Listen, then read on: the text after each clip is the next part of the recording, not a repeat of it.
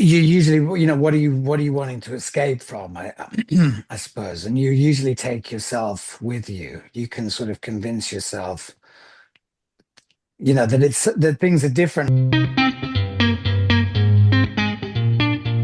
Amazing posters. Yeah, I was just Thank looking at you. that. My walls of pop culture madness, as Amazing. they are, is a little bit of everything. It feels like, but it's this is great. Honestly, Mine thank is you. mine sunglasses fetish. I realized See, with the that's 90s. fantastic. I always lose mine. That's a good system right there. I Yeah. literally don't buy the expensive ones because they're gone like the next day. No, I they're lose not. them. None of those are expensive. They look good, but that's great. Thanks. Honestly, Sam, Stacy, thank you so much for the time. I really do appreciate it. Islands is such a wonderful film. Oh, Thank you. thanks.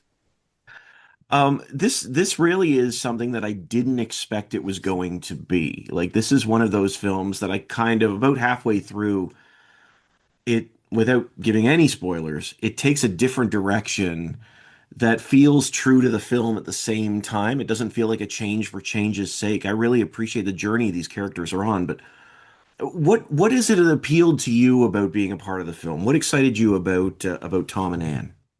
I'll be quick.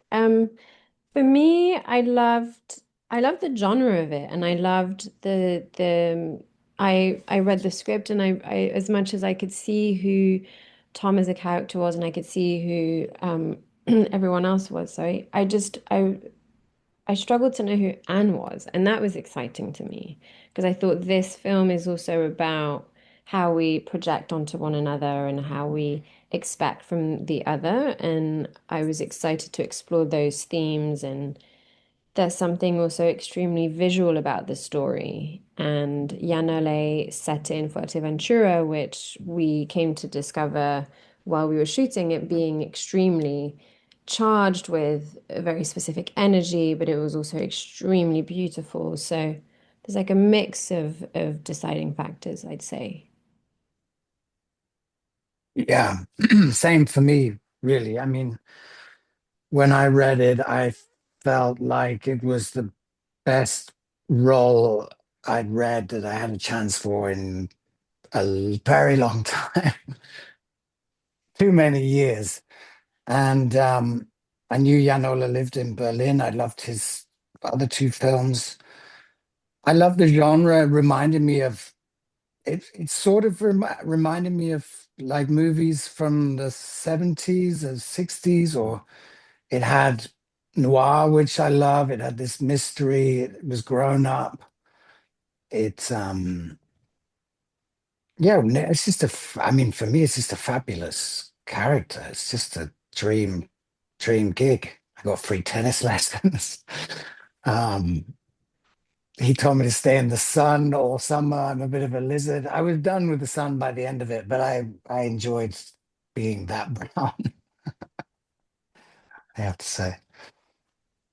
I would you both brought up the island itself for different reasons in different ways, and that is so much a part of this film is their relationship to is it am I saying it right? Fuerteventura?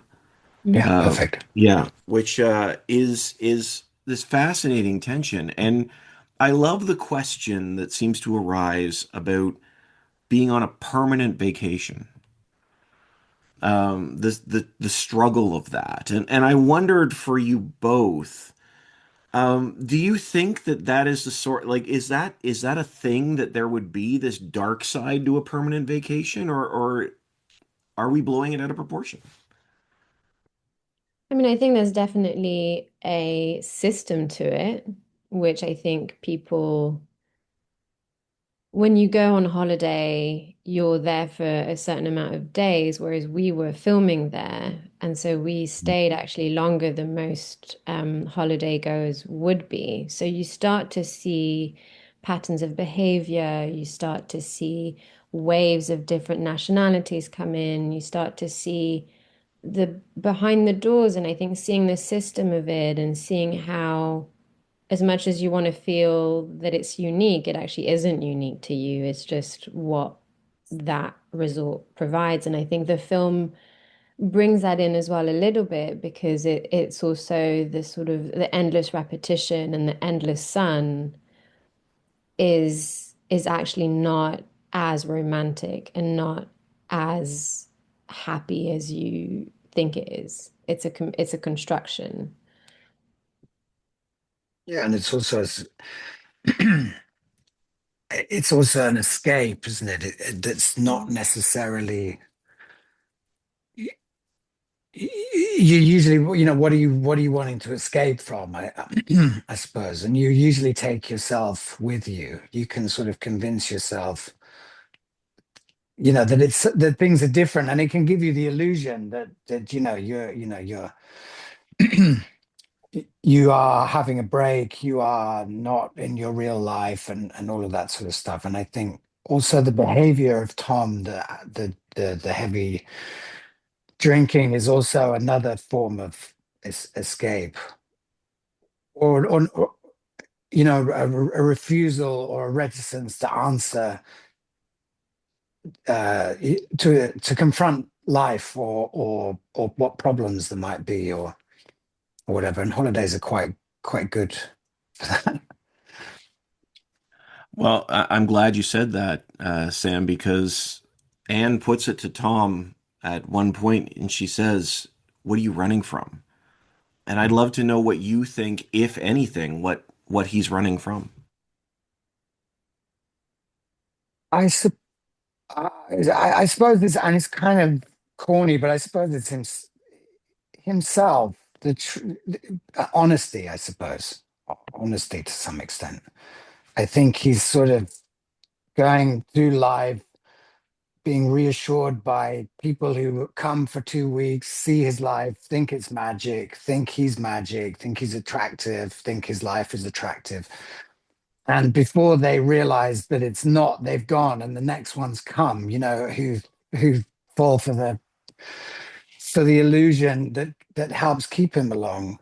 He doesn't have to ask questions about, he's sort of called Ace, so he's sort of always, but it's like a double-edged sword. He's sort of, it makes him feel good, but at the same time, it's a reminder of his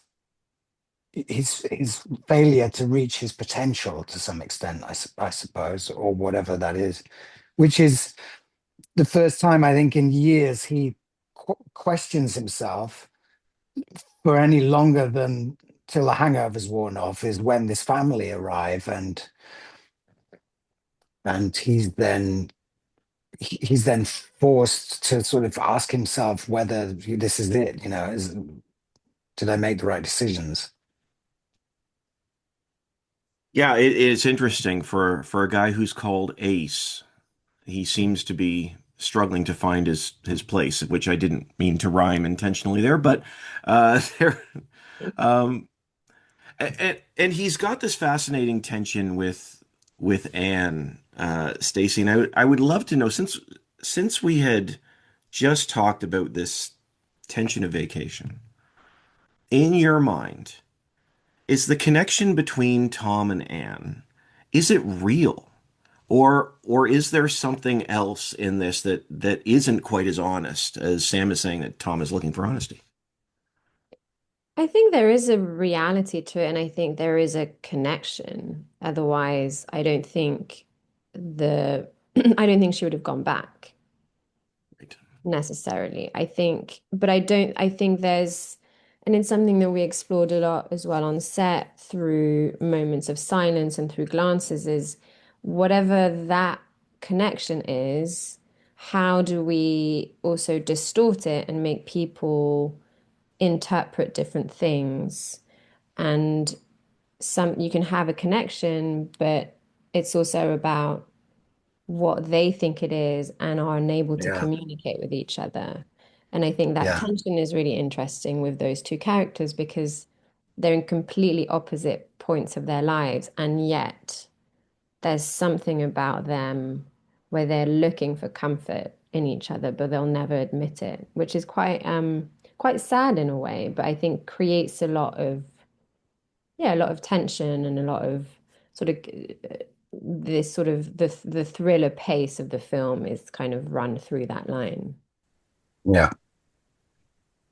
Yeah, I love that the I want to use the term call and response, but it's not the correct term. But this back and forth, I guess, if you will, between the two of you, but also with the gentleman who plays Dave. Forgive me, I cannot remember his Jack. name. Jack Farthing. Jack. Jack Yeah. Farthing. Yeah. The three of you together have this. Mm. Every scene together feels like you're speaking even when you're not. And I think that works well. I was wondering for you, I mean, as you're a whole team,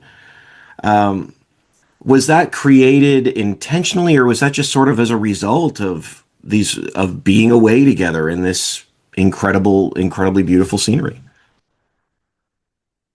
I mean, a lot of it's in the script, which is what was so which was what was so interesting about wanting to play it. But I think also we realized when we were there that we didn't have to say a lot of the things that were in the script. You know, a script always has everything in it, and then when you start rehearsing or when you start trying the scene out, you realize you're saying things without having to say them. It becomes even more ambiguous, more real, more like real life.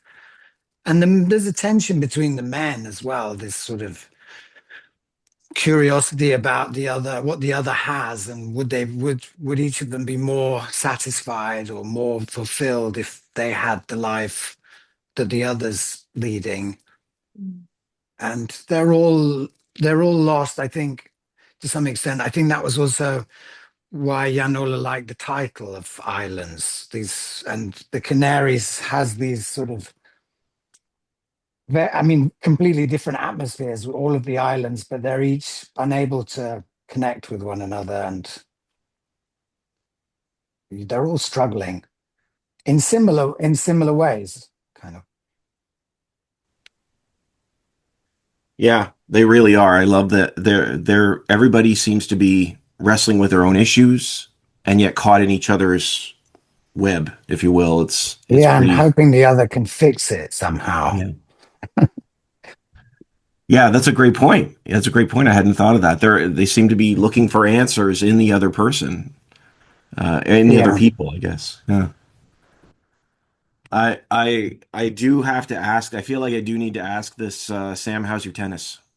Uh, it was non-existent when I mean everything about the role I adored, but I was slightly nervous about the fact that I'd never played tennis before. But the beauty of one of the great things about acting is that you get to learn from really talented people without having to pay for it for in like an intense period of period of time. And I developed a real love for it. I think Yanola was quite disappointed that when I'd done my final service scene, which I'd been stressing about, Stacy will attest to that. Apparently, I just dropped the racket and left and didn't touch one for about a year. But my son plays every week since me taking him with me to lessons where I would learn how to teach kids. And so that, one of us is playing. It's a oh, that's it. beautiful game. Yeah. I mean, Yeah. you know, No, go ahead, please. Sorry. no, that was it. I did really enjoy, I really enjoyed it. But there's a lot of pressure. I put a lot of pressure on myself because playing a guy who wakes up not knowing where he is, I can do. But the tennis thing I knew might be the weak link in my performance, I suppose. Um, yeah. Uh, I never thought about that tension of not only learning how to play but learning how to teach. But yeah, there's that as well. It was a Honest. it was a beautiful thing to learn, I have to say. But you did it really well because some people on the resort would confuse you for the actual tennis coach. So, Yes, something, yeah, that did happen. A yeah. Yeah. few extra quid.